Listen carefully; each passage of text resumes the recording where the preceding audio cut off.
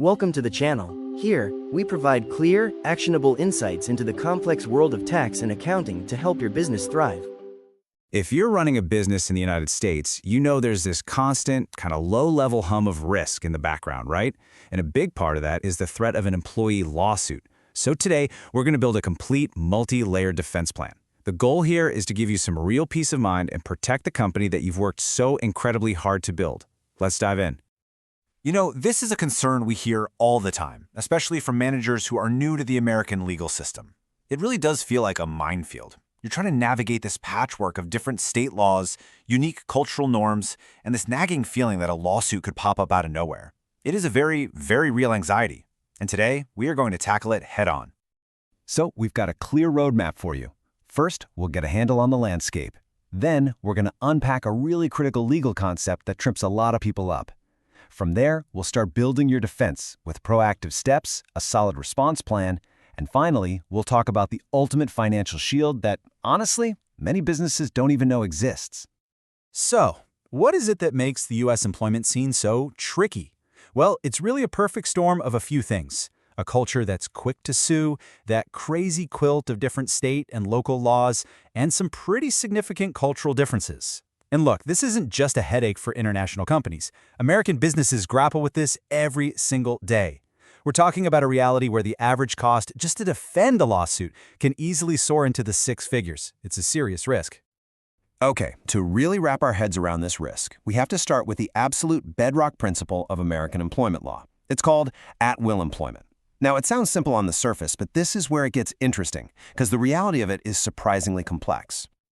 At its core, at will basically means you don't need a specific documented cause to let someone go. The job can be ended by the employer or the employee at any time for pretty much any reason. Or, and this is the key part, for no reason at all. Now, on paper, that sounds like it gives employers a massive amount of freedom, doesn't it? And that right there, that is the central paradox. If you can fire someone for any reason, how in the world can there even be such a thing as a wrongful termination lawsuit? This is the crucial misunderstanding, the exact point where so many well-meaning businesses find themselves in very, very hot water.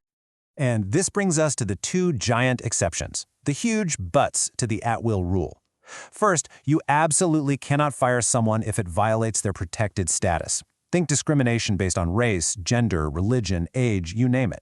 Second, you can't fire them for reasons that go against public policy. For example, you can't fire someone for being a whistleblower or because they refuse to do something illegal for you. These two categories, this is where almost all wrongful termination lawsuits are born. All right, so now that we understand the risk, let's start building our defense. The absolute best strategy always begins long before a problem ever shows up. This is all about creating your company's first real layer of armor. So your proactive defense, it really rests on three pillars. First, it all starts with a really effective hiring and screening process. You want to bring the right people in from day one. Second, and listen, this is completely non-negotiable, you need clear, written HR policies in an employee handbook. Think of this as your company's rulebook. It sets clear expectations for everybody. And third, you have to train every single employee on those policies. This isn't just about checking a box for compliance. It's about creating a culture where everyone knows the rules. That is your best first defense, period.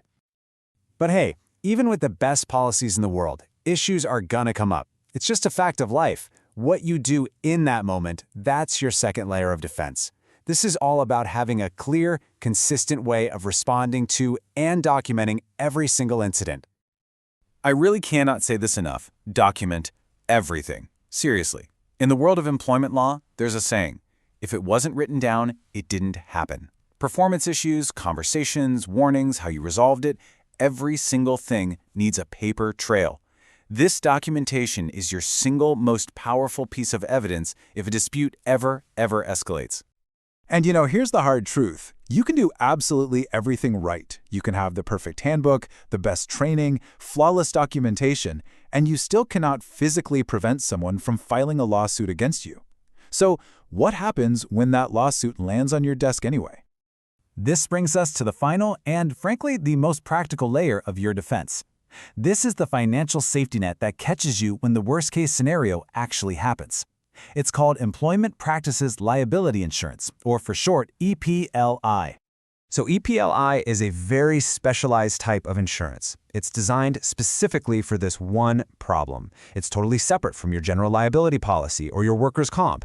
Its entire job, its whole purpose, is to protect your company from the financial devastation of an employment-related claim. So what does it actually cover? Well, EPLI is built to handle the most common and most expensive claims a business can face from its employees. We're talking about things like sexual harassment, discrimination, and of course, wrongful termination. It's basically a shield built specifically for all the risk we've been talking about. Okay, now for the really crucial part. What does it actually pay for? EPLI covers the huge legal defense costs, the attorney's fees, which can be astronomical, and any potential settlements or judgments. Now, what it doesn't cover are things like criminal fines or what are called punitive damages. Those are extra penalties a court might tack on to punish a company for really bad behavior. But for the vast majority of cases, EPLI is what handles the core financial weight of the lawsuit. So let's just bring this all together. Your protection is this multi-layered shield, right?